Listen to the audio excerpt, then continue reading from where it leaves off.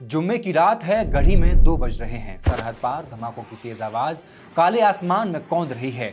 सरहद है पाकिस्तान और अफगानिस्तान की डूरंड रेखा। तालिबानी प्रवक्ता ज़बीहुल्लाह मुजाहिद ने सीना ठोक कर ऐलान किया है कि उनकी फौज पाकिस्तानी सेना के खिलाफ एक बहुत बड़ा ऑफेंसिव ऑपरेशन चला रही है। यानी तालिबान अब पाकिस्तान के अंदर घुसकर मार कर रहा है। इस्लामाबाद की तरफ से भी लगातार काबुल पर एक के बाद एक एयर स्ट्राइक्स की जा रही हैं। ख्वाजा आसिफ के बयानों को सुनकर लगता है कि आने वाले दिनों में ये जंग और भी ज्यादा भयानक रूप ले सकती है। 2021 के तख्ता पलट के बाद दोनों मुल्कों के बीच में क्यों बार बार युद्ध जैसे हालात बन रहे हैं? क्या है पाकिस्तान और अफगानिस्तान के बीच की लड़ाई की असली वजह? मुसलमान होकर भी दो देश एक दूसरे की जान के दुश्मन क्यों बने हुए हैं? क्या है अफगानिस्तान का खूनी इतिहास? स्टोरीज अनटोल्ड के इस एपिसोड में कहानी अफगानिस्तान के समूचे इतिहास की। I regard myself as a soldier, though a soldier of peace. Let us leave aside slogan. At the stroke of the midnight hour. नमस्कार, मैं हेमंत और आप पॉलिटिक्स देख रहे हैं। बात 1800 के दशक के आखिर की है। सेंट्रल एशिया में एक बड़ा जियोपॉलिटिकल खेल चल रहा था। एक तरफ ब्रिटिश भारत था और दूसरी तरफ था रूस का विशालकाय साम्राज्य। दो बड़ी ताकतें सरसरी निगाहों से भारत में अपना अपना हिस्सा बांट तलाश कर रही थीं। ब्रिटेन को डर था कि रूस अफगानिस्तान के रास्ते भारत पहुंच सकता है और उसकी ताकत कमजोर पड़ सकती है। इसलिए अंग्रेज अफगानिस्तान और ब्रिटिश भारत के बीच एक बॉर्डर खींचने की तैयारी में लग जाते हैं। एक बफर जोन निर्धारित करने के लिए मीटिंग्स शुरू की जाती हैं।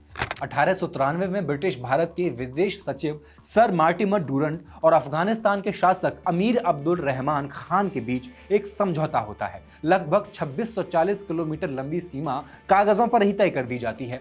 जिस जगह नक्शे पर इस लाइन को खींचा जाता है वो जगह थी पश्तूनी कबीले। कबीलों को दो हिस्सों में बांट दिया जाता है। फिर आता है साल 1947। भारत भी दो हिस्सों में बंट जाता है। भारत और अफगानिस्तान को एक नया पड़ोसी मिल जाता है, पाकिस्तान।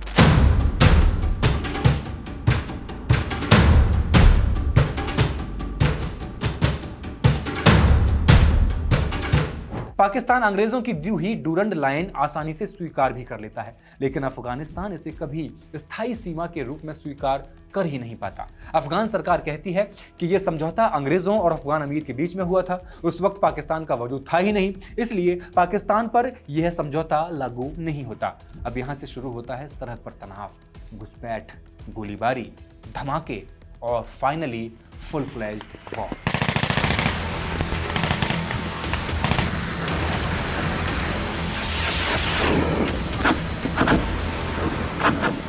दरअसल डूरंड लाइन के आसपास बसे पश्तून इलाकों को पश्तूनिस्तान कहा जाता है।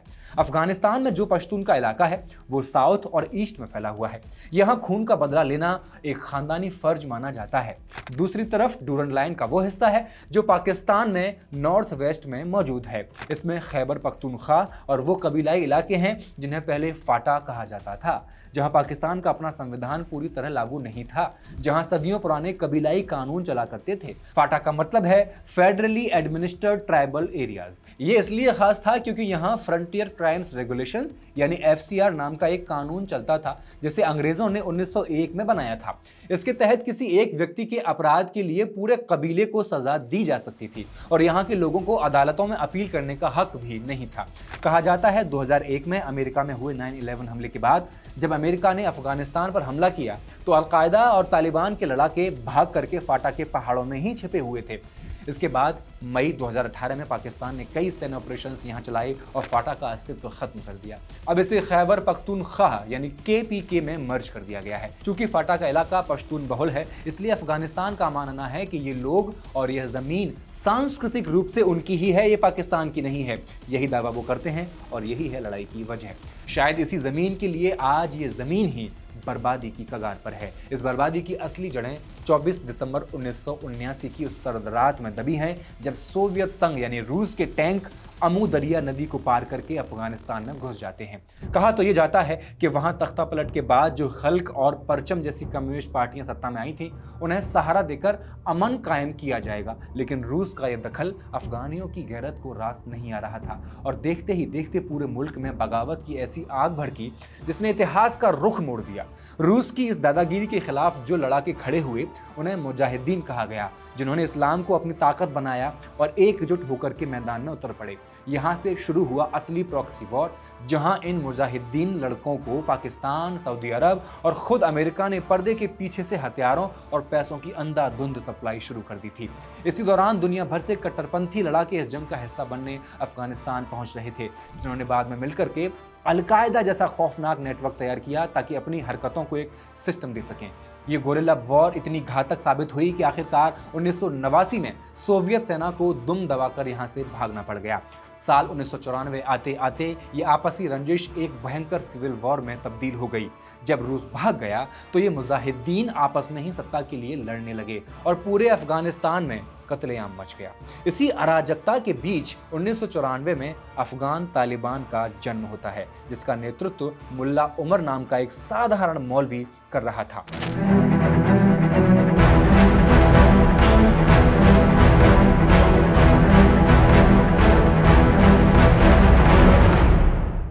पाकिस्तान ने तुरंत इस ग्रुप को अपना समर्थन दे दिया, क्योंकि उसे लगा कि तालिबान के जरिए वो अफगानिस्तान को अपनी 5वीं कॉलोनी बना लेगा और वहां से भारत के खिलाफ अपनी साजिशें रच पाएगा। 1996 में पाकिस्तान की मदद से तालिबान ने काबुल पर कब्जा कर लिया और वहां अपना सख्त शासन लागू कर दिया। इसी साल एक और बड़ा खेल हुआ। सूडान से निकाले गए अलकायदा के सरगना ओसामा बिन लादेन को तालिबान ने अपने यहाँ पनाह देने का फैसला किया और उसे अफगानिस्तान में अपना हेडक्वार्टर बनाने की पूरी छूट तक दे दी। अलकायदा के लड़ाकों और पैसों के दम पर तालिबान ने 2001 में की गर्मियों तक अफगानिस्तान के करीब 90% हिस्से पर अपना खौफनाक परचम लहरा दिया था। उस वक्त सिर्फ एक शख्स था जो तालिबान की राह का कांटा बना हुआ था, नॉर्दर्न अलायंस का लीडर अहमद शाह मसूद। मसूद मुजाहिदीन के उन टुकड़ों को इकट्ठा कर रहा था जो तालिबान के खिलाफ लड़ रहे थे सत्ता के लिए, और वो लगातार अमेरिका से मदद की गुहार लगा रहा था। लेकिन अमेरिका ने उस वक्त उसे नज़रअंदाज करने की भारी गलती की। 9/11 के हमले से ठीक 2 दिन पहले अलकायदा के सुपारी किलर ने एक प्लान के तहत अहमद शाह मसूद की हत्या कर दी, और ठीक 2 दिन बाद न्यूयॉर्क के वर्ल्ड ट्रेड सेंटर पर हुआ 9/11 का वो खौफनाक हमला जिसने दुनिया को हिला कर रख दिया। We crashed! The other trade center's down!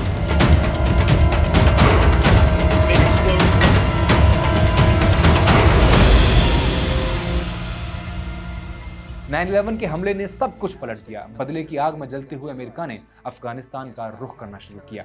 हमले के बाद बुश की सरकार ने आर पार की लड़ाई का मन बना लिया था। हालांकि कुछ लोग उसी वक्त इराक के सद्दाम हुसैन को भी ठिकाने लगाने की वकालत कर रहे थे, लेकिन फिलहाल निशाना सिर्फ एक था, अफगानिस्तान।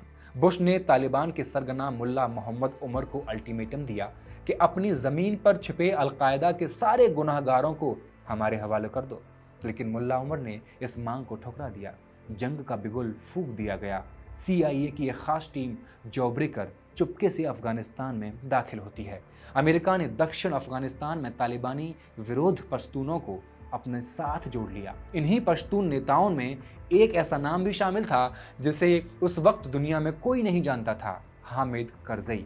CIA की उस जाब्रेकर टीम के पीछे पीछे अमेरिका और ब्रिटेन की स्पेशल फोर्सेस की टुकड़ियां भी अफगानिस्तान के मैदान में उतर रही थीं।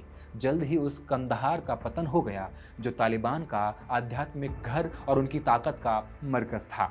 उत्तर से हामिद करजई की टुकड़ी और दक्षिण से गुल आगा शेरजई की फौज ने कांधार को चारों तरफ से घेर लिया था। इस पूरी घेराबंदी के पीछे अमेरिका का हाथ और उसकी भारी भरकम वॉर मशीनरी काम कर रही थी। यूनाइटेड नेशंस की देखरेख में एक बड़ी कॉन्फ्रेंस बुलाई जाती है ताकि अफगानिस्तान का भविष्य तय किया जा सके। पर्दे के पीछे से अमेरिका ने ऐसी गोटियां फिट कर दी कि हामिद करजई को देश की कमान सौंप दी गई और उन्हें अंतरिम सरकार का मुखिया चुन लिया गया।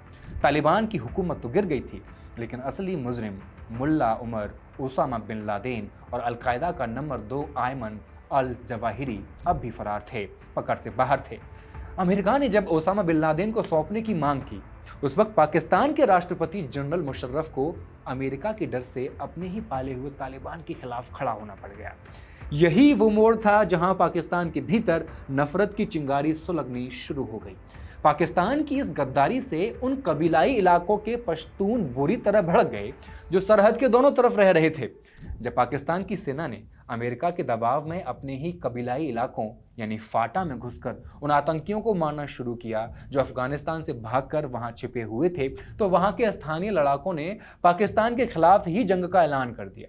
इसी गुस्से और बदले की आग से 2007 में जन्म हुआ पाकिस्तानी तालिबान यानी टीटीपी का।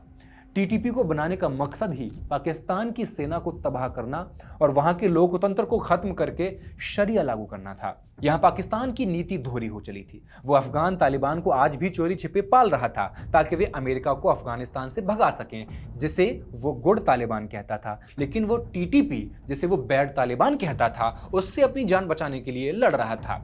2014 में पेशावर के आर्मी पब्लिक स्कूल पर हमला हुआ।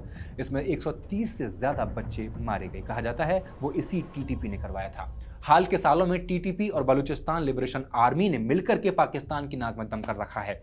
बलूचिस्तान का इलाका जो कुदरती संसाधनों से भरा पड़ा है, वहां बीएलए कहर बरपा रही है। इसका सबसे बुरा असर खैबर पख्तूनख्वा और बलूचिस्तान के उन इलाकों पर पड़ा है जो अफगानिस्तान की सरहद से सटे हुए हैं। यहाँ हिंसा और धमाकों का दौर थमने का नाम ही नहीं ले रहा है। टीटीपी की कहानी में सबसे बड़ा मोड़ साल आता है 2020 में, जब नूर वली महसूद इस बिखरते हुए संगठन की कमान संभालते हैं। महसूद को लगता है कि सालों की गुटबाजी और आम नागरिकों पर किए गए बर्बर हमलों ने जनता में उनकी छवि खराब कर दी है। इसका उदाहरण वही हमला था जो पाकिस्तान के एक स्कूल पर किया गया था। महसूद ने टीटीपी को एक नई दिशा दी। अब उसका आदेश था कि हमला केवल पाकिस्तानी फौज और सुरक्षा बलों पर होगा, आम लोगों पर नहीं होगा। यह कदम आईएसआईएस जैसी चरमपंथी छवि से खुद को दूर करने के लिए किया जा रहा था। महसूद का यह निर्णय अपनी साख सुधारने के लिए एक सोची समझी रणनीति थी। उसने बिखरे हुए गुटों को फिर से एक किया और अब टीटीपी पहले से कहीं ज्यादा संगठित और खतरनाक बनकर उभरने लगा। उधर पाकिस्तान ने 2017 में डूरंड लाइन पर फेंसिंग लगाने का काम शुरू कर दिया।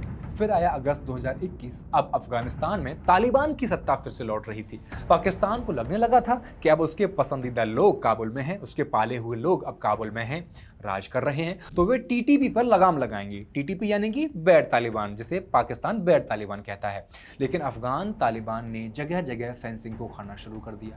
अफगान तालिबान वही जिसको पाकिस्तान ने पाला था, उसने कटीली तार को काटना शुरू कर दिया। पाकिस्तान को लगा था कि गुट तालिबान टीटीपी पर कोई कार्रवाई करेगा, लेकिन उल्टा हो गया।